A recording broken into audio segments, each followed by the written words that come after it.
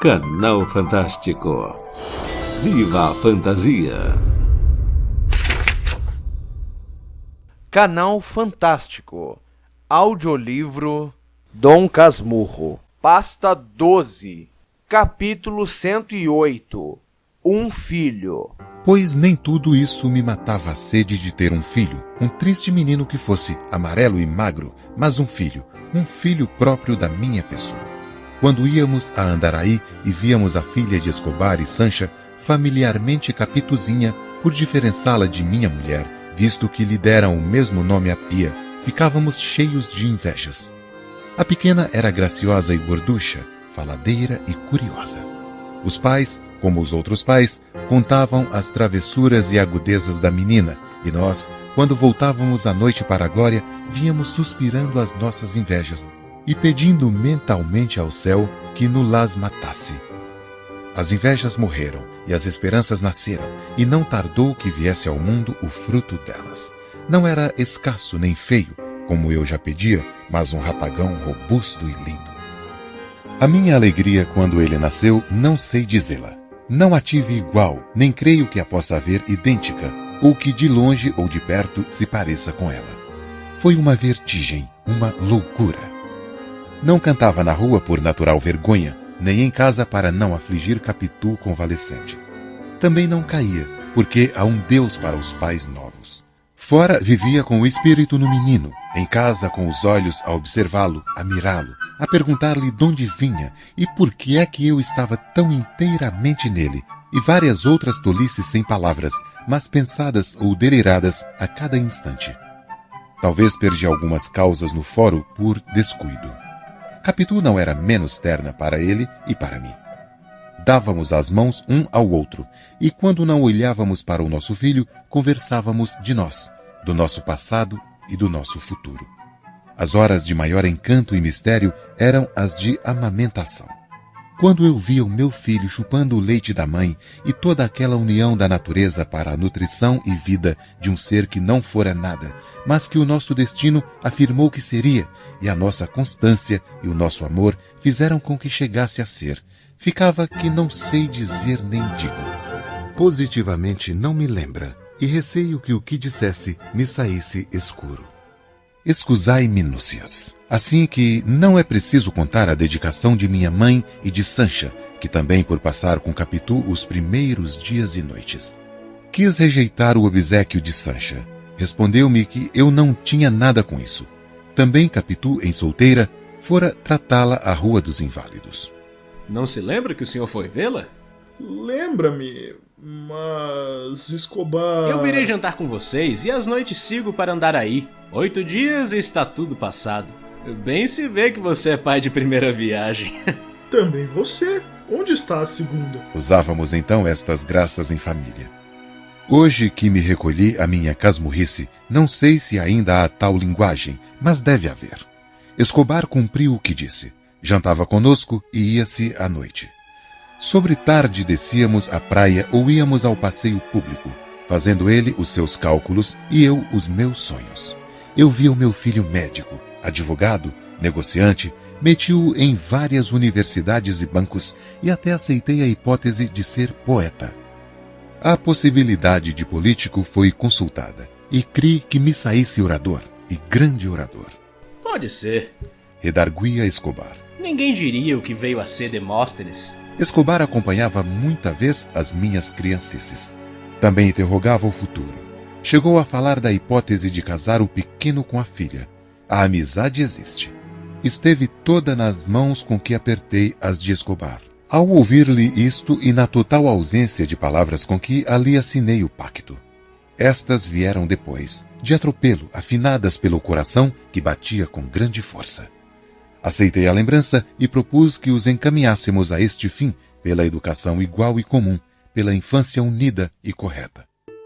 Era minha ideia que Escobar fosse padrinho do pequeno. A madrinha devia ser e seria minha mãe. Mas a primeira parte se trocou por intervenção do tio Cosme, que, ao ver a criança, disse-lhe entre outros carinhos: Anda, toma a benção, teu padrinho, velhaco. E voltando-se para mim: Não desisto do favor. E há de ser depressa o batizado. antes que a minha doença me leve de vez. Contei discretamente a anedota a Escobar, para que ele me compreendesse e desculpasse. Riu-se e não se magoou. Fez mais, quis que o almoço no batizado fosse na chácara dele, e foi. Eu ainda tentei espaçar a cerimônia a ver se tio Cosme sucumbia primeiro à doença, mas parece que esta era mais de aborrecer que de matar. Não houve remédio senão levar o menino à pia, onde se lhe deu o nome de Ezequiel.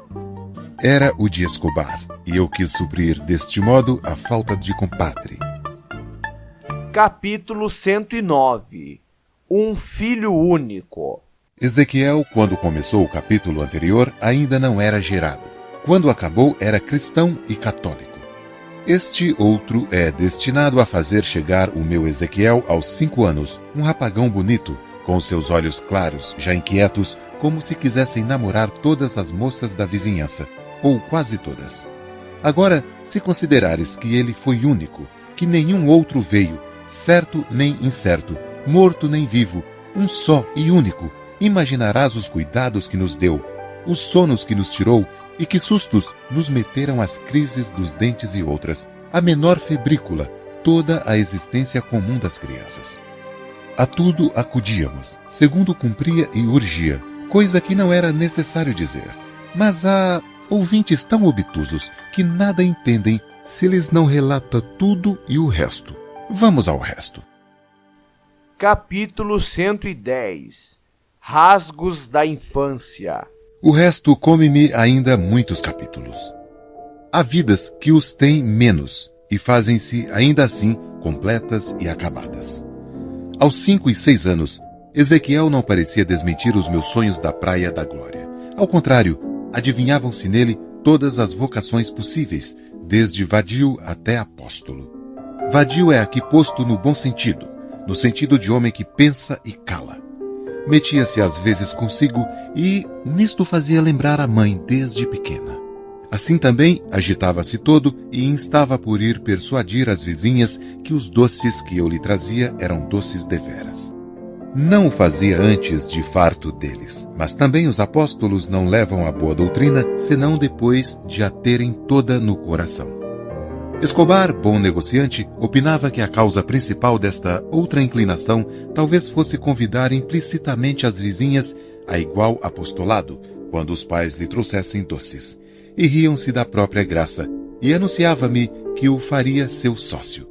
Gostava de música, não menos que de doce, e eu disse a Capitu que ele tirasse ao piano o pregão do preto das cocadas de matacavalos. Não me lembra. Não diga isso. Você não se lembra daquele preto que vendia doce às tardes? Lembra-me de um preto que vendia doce, mas não sei mais da toada. Nem das palavras? Nem das palavras. A ouvinte que ainda se lembrará das palavras, dado que me tenha ouvido com atenção, ficará espantada de tamanho esquecimento. Tanto mais que lhe lembrarão ainda as vozes da sua infância e adolescência. Haverá olvidado alguma, mas nem tudo fica na cabeça. Assim me replicou Capitu, e não achei tréplica. Fiz, porém, o que ela não esperava. Corri aos meus papéis velhos. Em São Paulo, quando estudante, pedi a um professor de música que me transcrevesse a toada do pregão. Ele o fez com prazer.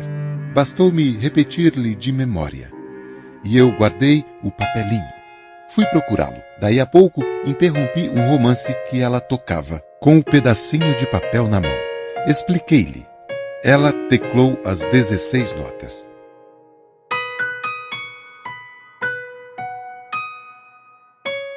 Capitu achou a toada um sabor particular, quase delicioso. Chora, menina, chora, chora porque não tem vintém. Contou ao filho a história do pregão e assim o cantava e teclava. Ezequiel aproveitou a música para pedir-lhe que desmentisse o texto, dando-lhe algum dinheiro. Fazia de médico, de militar, de ator e bailarino.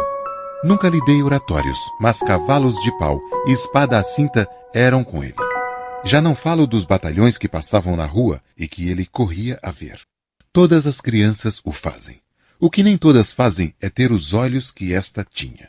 em nenhuma vi as ânsias de gosto com que assistia às passagens da tropa e ouvia tocar a marcha dos tambores. Olha, papai, olha! Estou vendo, meu filho. Olha o comandante! Olha o cavalo do comandante! Olha os soldados! Um dia amanheceu tocando corneta com a mão. Dei-lhe uma cornetinha de metal. Comprei-lhe soldadinhos de chumbo, gravuras de batalhas que ele mirava por muito tempo, querendo que lhe explicasse uma peça de artilharia, um soldado caído, outro de espada alçada, e todos os seus amores iam para o de espada alçada. Um dia, ingenuidade, perguntou-me impaciente: Mas, papai, por que ele não deixa cair a espada de uma vez? Meu filho, é porque é pintado. Mas então, por que ele se pintou? Ri-me do engano e expliquei-lhe que não era o soldado que se tinha pintado no papel, mas o gravador, e tive de explicar também o que era gravador e o que era gravura. As curiosidades de Capitu, em suma. Tais são os principais rasgos da infância, mas e acaba o capítulo. Um dia, na chácara de Escobar, deu com um gato que tinha um rato atravessado na boca. O gato nem deixava a presa, nem via por onde fugisse. Ezequiel não disse nada, deteve-se, acocorou-se e ficou olhando. Ao vê-lo assim atento, perguntamos-lhe de longe o que era. Fez-nos sinal que nos calássemos. Escobar concluiu: Vão ver que é o gato que apanhou algum rato. Os ratos continuam a infestar minha casa, que é o diabo. Vamos ver. Capitu quis também ver o filho. Acompanhei-os. Efetivamente, era um gato e um rato. Lance banal, sem interesse nem graça. A única circunstância particular era estar o rato vivo, esperneando, e o meu pequeno enlevado. De resto, o instante foi curto.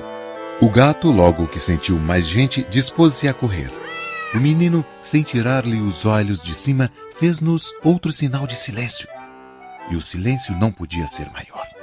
Ia dizer religioso, risquei a palavra, mas aqui ponho outra vez, não só por significar a totalidade do silêncio, mas também porque havia naquela ação do gato e do rato alguma coisa que prendia com o ritual. O único rumor eram os últimos guinchos do rato, aliás, frouxíssimos. As pernas mal se lhe moviam e desordenadamente. Um tanto aborrecido, bati palmas para que o gato fugisse, e o gato fugiu. Os outros nem tiveram tempo de atalhar-me. Ezequiel ficou abatido. Ora, papai. Que foi? A esta hora o rato está comido. Pois sim, mas eu queria ver. Os dois riram-se. Eu mesmo achei-lhe graça. Capítulo 111. Contado depressa. Achei-lhe graça, e não lhe nego ainda agora, apesar do tempo passado, dos sucessos ocorridos e da tal ou qual simpatia ao rato que acho em mim. Teve graça. Não me pesa dizê-lo. Os que amam a natureza como ela quer ser amada, sem repúdio parcial nem exclusões injustas, não acham nela nada inferior. Amo o rato, não desamo o gato. Já pensei em os fazer viver juntos, mas vi que são incompatíveis. Em verdade, um rói-me os livros, outro o queijo. Mas não é muito que eu lhes perdoe, se já perdoei a um cachorro que me levou o descanso em piores circunstâncias. Contarei o caso depressa. Foi quando nasceu Ezequiel. A mãe estava com febre, Sancha vivia ao pé dela e 3 cães na rua latiam toda noite. Procurei o fiscal e foi como se procurasse o ouvinte, que só agora sabe disto. Então resolvi matá-los. Comprei veneno, mandei fazer 3 bolas de carne e eu mesmo inseri nelas a droga. De noite saí. Era 1h. Nem a doente nem a enfermeira podiam dormir com a builha dos cães. Quando eles me viram, afastaram-se. 2 desceram para o lado da praia do Flamengo, um ficou a curta distância, como que esperando. Fui-me a ele assobiando e dando estalinhos com os dedos. O diabo ainda latiu, mas fiado nos sinais de amizade, foi se calando até que se calou de todo. Como eu continuasse, ele veio a mim devagar, mexendo a cauda, que é o seu modo de rir deles. Eu tinha já na mão as bolas envenenadas e ia deitar-lhes uma delas quando aquele riso especial, carinho, confiança ou o que quer que seja, me atou à vontade. Fiquei assim não sei como, tocado de pena e guardei as bolas no bolso. Ao ouvinte pode parecer que foi o cheiro da carne que remeteu o cão ao silêncio. Não digo que não. Eu cuido que ele não me quis atribuir perfídia ao gesto e entregou-se-me. A conclusão é que se livrou. Capítulo 112. As imitações de Ezequiel. Tal não faria Ezequiel. Não comporia bolas envenenadas, suponho, mas não as recusaria também. O que faria com certeza era ir atrás dos cães à pedrada até onde lhe dessem as pernas. E se tivesse um pau, iria a pau. Capitu morria por aquele batalhador futuro. Não saia nós, que gostamos da paz. Disse-me ela um dia. Mas papai e moço era assim também. Mamãe é que contava. Sim, não sairá, maricas. Repliquei. Eu só lhe descubro um defeitozinho. Gosta de imitar os outros. Imitar como? Imita os gestos, os modos, as atitudes. Imita a prima Justina, imita José Dias. Já lhe achei até um jeito dos pés de Escobar e dos olhos. Capitu deixou-se estar pensando e olhando para mim, e disse, afinal, que era preciso emendá-lo. Agora reparava que realmente era avesso do filho, mas parecia-lhe que era só imitar por imitar, como sucede a muitas pessoas grandes que tomam as maneiras dos outros. E para que não fosse mais longe... Também não vamos mortificá-lo. Sempre há tempo de corrigi-lo. Ah, vou ver. Você também não era assim quando se zangava com alguém? Quando me zangava, concordo. Vingança de menino. Sim, mas eu não gosto de imitações em casa. E naquele tempo gostavas de mim? Disse eu, batendo-lhe na face. A resposta de Capitu foi um riso doce de escárnio. Um desses risos que não se descrevem e apenas se pintarão. Depois, estirou os braços e atirou-nos sobre os ombros, tão cheios de graça que pareciam, velha imagem, um colar de flores. Eu fiz o mesmo aos meus e sentia haver ali um escultor que nos transferisse a atitude a um pedaço de mármore. Só brilharia o artista, é certo. Quando uma pessoa ou um grupo saem bem, ninguém quer saber do modelo, mas da obra, e a obra é que fica. Não importa. Nós saberíamos que éramos nós. Capítulo 113. Embargos de terceiros. Por falar nisto, é natural que me pergunte se, sendo antes tão cioso dela, não continuei a sê-lo apesar do filho e dos anos. Sim, senhor, continuei. Continuei a tal ponto que o menor gesto me afligia, a mais ínfima palavra, uma insistência qualquer. Muitas vezes, só a indiferença bastava. Cheguei a ter ciúmes de tudo e de todos. Um vizinho, um par de valsa, qualquer homem, moço ou maduro, me enchia de terror ou desconfiança.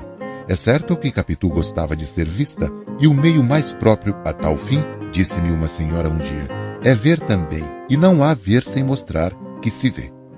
A senhora que me disse isto, cuido que gostou de mim e foi naturalmente por não achar da minha parte correspondência aos seus afetos que me explicou daquela maneira os seus olhos teimosos.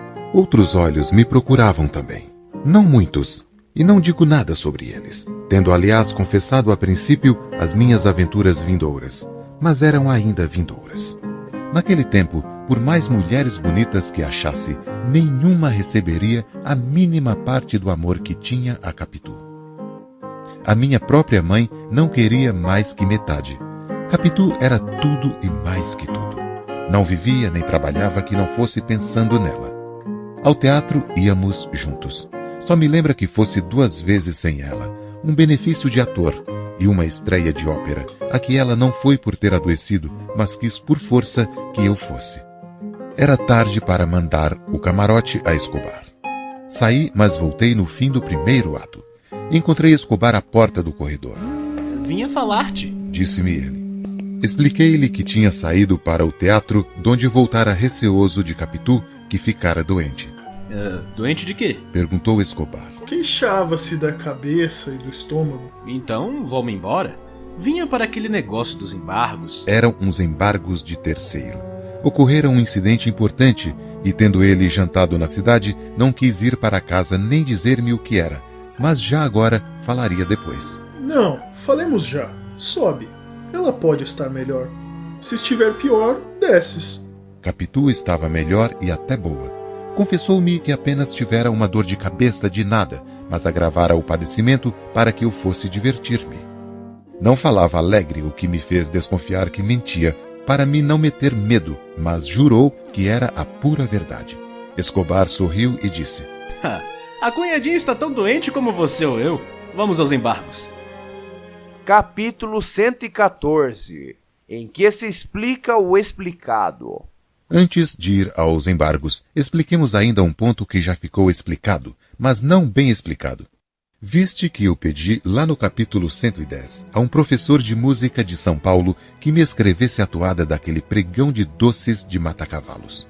Em si, a matéria é xoxa e não vale a pena de um capítulo, quanto mais 2. Mas há matérias tais que trazem ensinamentos interessantes, senão agradáveis. Expliquemos o explicado. Capitu e eu tínhamos jurado não esquecer mais aquele pregão. Foi um momento de grande ternura, e o tabelião divino sabe as coisas que se juram em tais momentos. Ele que as registra nos livros eternos. Você jura? Juro. Disse ela, estendendo tragicamente o braço. Aproveitei o gesto para beijar-lhe a mão. Estava ainda no seminário. Quando fui para São Paulo querendo um dia relembrar a toada, vi que a ia perdendo inteiramente. Consegui recordá-la e corri ao professor que me fez o obséquio de a escrever no pedacinho de papel. Foi para não faltar ao juramento que fiz isto. Mas hás de crer que, quando corri aos papéis velhos naquela noite da glória, também me não lembrava já da toada, nem do texto. Fiz-me de pontual ao juramento, e este é que foi o meu pecado. Esquecer. Qualquer esquece. Ao certo, ninguém sabe se há de manter ou não um juramento. Coisas futuras. Portanto, a nossa Constituição Política, transferindo o juramento à afirmação simples, profundamente moral, acabou com um pecado terrível. Faltar ao compromisso é sempre infidelidade, mas alguém que tenha mais temor a Deus que aos homens não lhe importará mentir, uma vez ou outra, desde que não mete a alma no purgatório.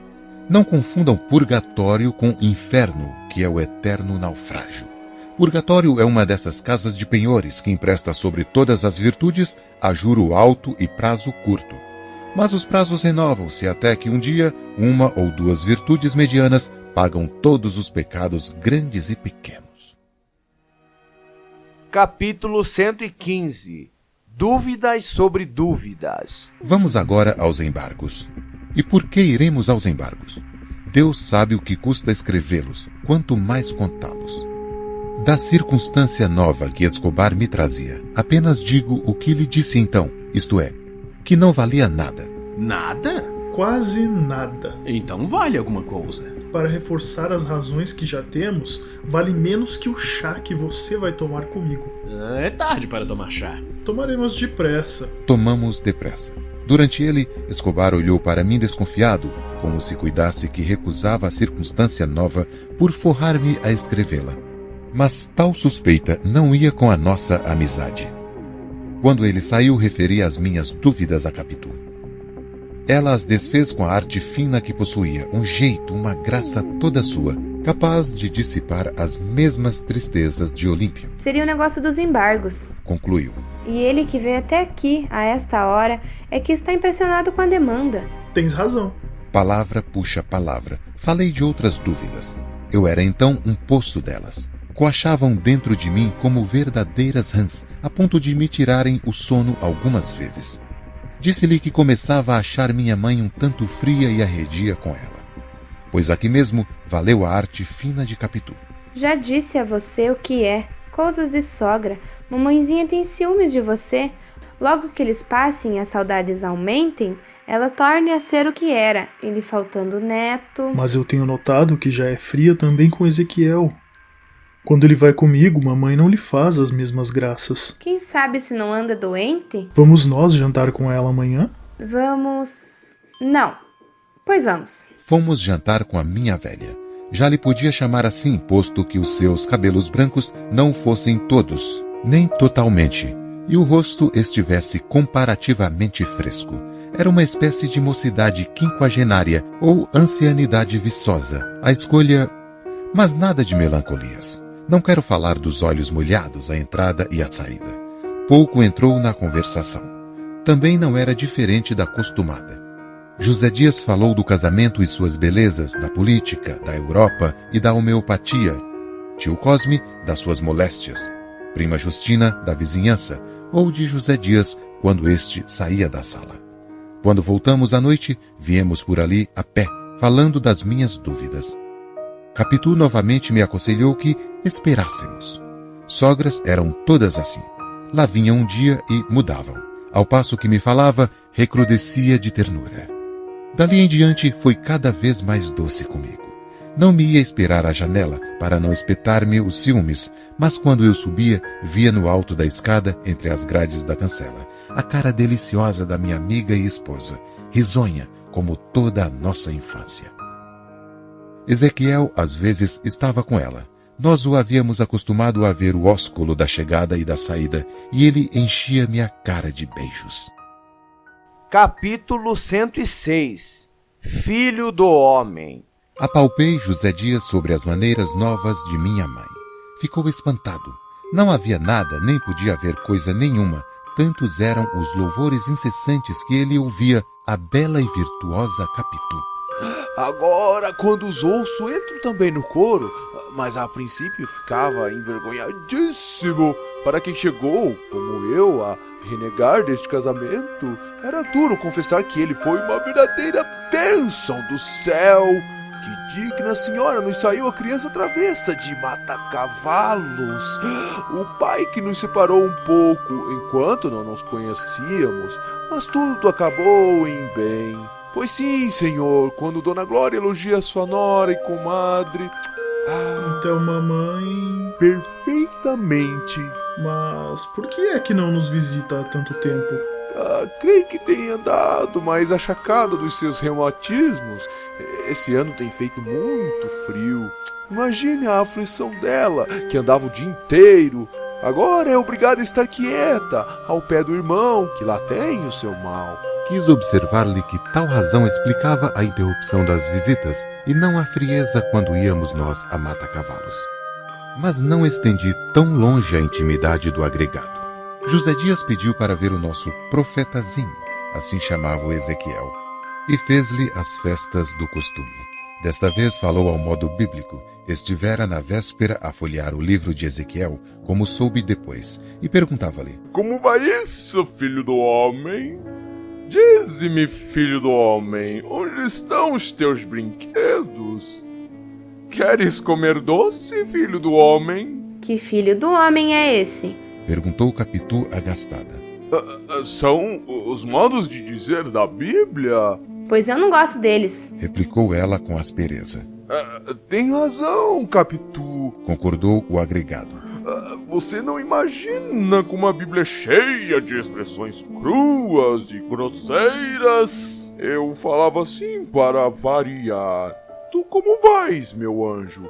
Meu anjo, como é que eu ando na rua? Não! Atalhou Capitu. Já lhe vou tirando esses costumes de imitar os outros. Mas tem muita graça. A mim, quando ele copia os meus gestos, parece-me que sou eu mesmo pequenino. Outro dia chegou a fazer um gesto de Dona Glória tão bem que ela lhe deu um beijo em paga. Vamos, como é que eu ando? Não, Ezequiel. Disse eu. Mamãe não quer. Eu mesmo achava feio tal cestro. Alguns dos gestos já lhe iam ficando mais repetidos, como os das mãos e pés de Escobar. Ultimamente até apanhara o modo de voltar a cabeça deste quando falava e o de deixá-la cair quando ria. Capitu ralhava, mas o menino era travesso como o diabo. Apenas começamos a falar de outra coisa. Saltou ao meio da sala dizendo a José Dias: O senhor anda assim. Não pudemos deixar de rir, eu mais que ninguém. A primeira pessoa que fechou a cara, que o repreendeu e chamou a si, foi Capitu. Não quero isso, ouviu? Capítulo 117 Amigos próximos. Já então Escobar deixara Andaraí e comprara uma casa no Flamengo. Casa que ainda ali vi há dias, quando me deu na gana experimentar se as sensações antigas estavam mortas ou dormiam só. Não posso dizê-lo bem, porque os sonos, quando são pesados, confundem vivos e defuntos, a não ser a respiração. Eu respirava um pouco, mas pode ser que fosse do mar, meio agitado. Enfim, passei, acendi um charuto e dei por mim no catete. Tinha subido pela Rua da Princesa, uma rua antiga. Ó ruas antigas, ó casas antigas, ó pernas antigas, Todos nós éramos antigos, e não é preciso dizer que no mau sentido, no sentido de velho e acabado. Velha é a casa, mas não lhe alteraram nada. Não sei até se ainda tem o mesmo número. Não digo que número é para não irem indagar e cavar a história. Não é que Escobar ainda lá more nem sequer viva. Morreu pouco depois, por um modo que hei de contar. Enquanto viveu, uma pessoa que estávamos tão próximos tinha, por assim dizer, uma só casa. Eu vivia na dele, ele na minha, e o pedaço de praia entre a Glória e o Flamengo era um caminho de uso próprio e particular. Fazia-me pensar nas duas casas de mata-cavalos, com o seu muro de permeio. Um historiador da nossa língua, creio que João de Barros, põe na boca de um rei bárbaro algumas palavras mansas, quando os portugueses lhe propunham estabelecer ali, no pé, uma fortaleza. Dizia o rei que os bons amigos deviam ficar longe um dos outros, não perto, para se não zangarem como as águas do mar que batiam furiosas no rochedo que eles viam dali. Que a sombra do escritor me perdoe se eu duvido que o rei dissesse tal palavra, nem que ela seja verdadeira. Provavelmente foi o mesmo escritor que a inventou para adornar o texto, e não fez mal porque é bonita. Realmente é bonita. Eu creio que o mar então batia na pedra, como é seu costume desde Ulisses e antes. Agora que a comparação seja verdadeira, é que não. Seguramente há inimigos contíguos, mas também há amigos de perto e do peito. E o escritor esquecia, salvo se ainda não era do seu tempo. Esquecia o adágio, longe dos olhos, longe do coração. Nós não podíamos ter os corações agora mais perto. As nossas mulheres viviam na casa uma da outra. Nós passávamos as noites cá ou lá conversando, jogando ou mirando o mar. Os dois pequenos passavam dias, ora no Flamengo, ora na Glória. Como eu observasse que podia acontecer com eles o que se dera entre mim e Capitu, acharam todos que sim, e Sancha acrescentou que até já se ia parecendo. Eu expliquei. Não, é porque Ezequiel imita os gestos dos outros. Escobar concordou comigo e insinuou que alguma vez as crianças que frequentam muito acabam parecendo-se umas com as outras. Opinei de cabeça, como me sucedia nas matérias, que eu não sabia bem nem mal. Tudo podia ser. O certo é que eles se queriam muito e podiam acabar casados, mas não acabaram casados. Capítulo 118. A mão de Sancha. Tudo acaba, ouvinte. É um velho truísmo a que se pode acrescentar que nem tudo o que dura, dura muito tempo. Esta segunda parte não acha crentes fáceis. Ao contrário, a ideia de que um castelo de vento dura mais que o mesmo vento de que é feito, dificilmente se despegará da cabeça, e é bom que assim seja, para que não se perca o costume daquelas construções quase eternas.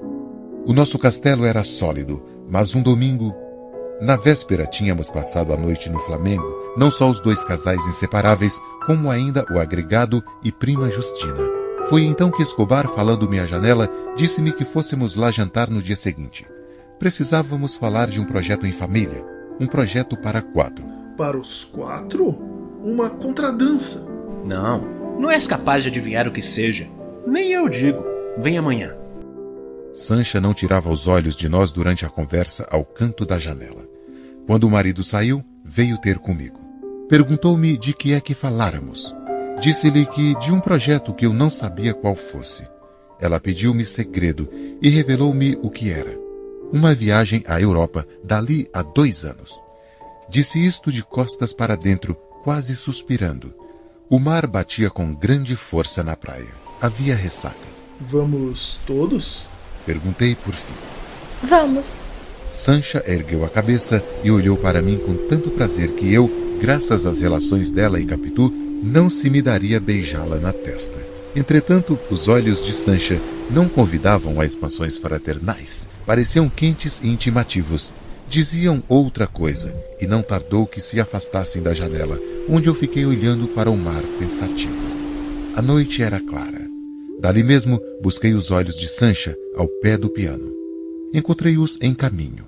Pararam os 4 e ficaram diante uns dos outros, uns esperando que os outros passassem, mas nenhum passava. Tal se dá na rua entre 2 teimosos. A cautela desligou-nos. Eu tornei a voltar-me para fora. E assim posto, entrei a cavar na memória se alguma vez olhara para ela com a mesma expressão e fiquei incerto. Tive uma certeza só, é que um dia pensei nela, como se pensa na bela desconhecida que passa. Mas então dar-se-ia que ela, adivinhando, talvez o simples pensamento me transluzisse cá fora, e ela me fugisse outrora irritada ou acanhada, e agora por um movimento invencível. Esta palavra foi como uma bênção de padre à missa, que a gente recebe e repete em si mesma. O mar amanhã está de desafiar a gente, disse-me a voz de Escobar ao pé de mim. Você entra no mar amanhã? Tem entrado com mares maiores, muito maiores. Você não imagina o que é um bom mar em hora bravia? É preciso nadar bem, como eu, e ter estes pulmões, disse ele batendo no peito. E esses braços, apalpa. Apalpei-lhe os braços, como se fossem os de Sancha. Custa-me esta confissão, mas não posso suprimi-la. Era jarretar a verdade. Não só os apalpei com essa ideia, mas ainda senti outra coisa. Achei-os mais grossos e fortes que os meus, e tive-lhes inveja. Acresce que sabiam nadar. Quando saímos, tornei a falar com os olhos a dona da casa. A mão dela apertou muito a minha, e demorou-se mais que de costume. A modéstia pedia então, como agora, que eu visse naquele gesto de Sancha uma sanção ao projeto do marido e um agradecimento. Assim devia ser, mas um fluido particular que me correu todo o corpo desviou de mim a conclusão que deixo escrita. Senti ainda os dedos de Sancha entre os meus, apertando uns aos outros. Foi um instante de vertigem e de pecado. Passou depressa no relógio do tempo. Quando cheguei o relógio ao ouvido, trabalhavam só os minutos da virtude e da razão. Uma senhora deliciosíssima, concluiu José Dias, um discurso que vinha fazendo. Deliciosíssima. Repeti com algum ardor, que moderei logo, emendando-me. Realmente uma bela noite. Como devem ser todas naquela casa, continuou o agregado. Cá fora não, cá fora o mar está zangado. Escute. Ouvia-se o mar forte, como já se ouvia de casa. A ressaca era grande e à distância viam-se crescer as ondas. Capitu e prima Justina, que iam adiante, detiveram-se numa das voltas da praia e fomos conversando os quatro. Mas eu conversava mal. Não havia meio de esquecer inteiramente a mão de Sancha, nem os olhos que trocamos. Agora achava-lhes isto, agora aquilo. Os instantes do diabo intercalavam-se nos minutos de Deus, e o relógio foi assim marcando alternativamente a minha perdição e a minha salvação. José Dias despediu-se de nós à porta. Prima Justina dormiu em nossa casa. Iria embora no dia seguinte, depois do almoço e da missa. Eu recolhi-me ao meu gabinete, onde me demorei mais que de costume. O retrato de Escobar que eu tinha ali, ao pé do de minha mãe, falou-me como se fosse a própria pessoa. Combati sinceramente os impulsos que trazia do Flamengo. Rejeitei a figura da mulher do meu amigo e chamei-me desleal. Demais, quem me afirmava que houvesse alguma intenção daquela espécie no gesto da despedida e nos anteriores? Tudo podia ligar-se ao interesse da nossa viagem. Sancha e Capitu eram tão amigas que seria um prazer mais para elas irem juntas. Quando houvesse alguma intenção sexual, quem me provaria que não era mais que uma sensação fulgurante, destinada a morrer com a noite e o sono? Há remorsos que não nascem de outro pecado, nem têm maior duração. Agarrei-me a esta hipótese que se conciliava com a mão de Sancha que eu sentia de memória dentro da minha mão, quente e demorada, apertada e apertando. Sinceramente, eu achava-me mal entre um amigo e a atração. A timidez pode ser que fosse outra coisa daquela crise. Não é só o céu que dá as nossas virtudes, a timidez também, não contando o acaso, mas o acaso é um mero acidente. A melhor origem delas é o céu. Entretanto, como a timidez vem do céu, que nos dá a compleição, a virtude, filha dela e, genealogicamente, o mesmo sangue celestial. Assim refletiria, se pudesse. Mas a princípio vaguei à toa. Paixão não era, nem inclinação. Capricho seria. Ou quê? Ao fim de 20 minutos era nada, inteiramente nada. O retrato de Escobar pareceu falar-me. Vi-lhe a atitude franca e simples. Sacudi a cabeça e fui deitar-me.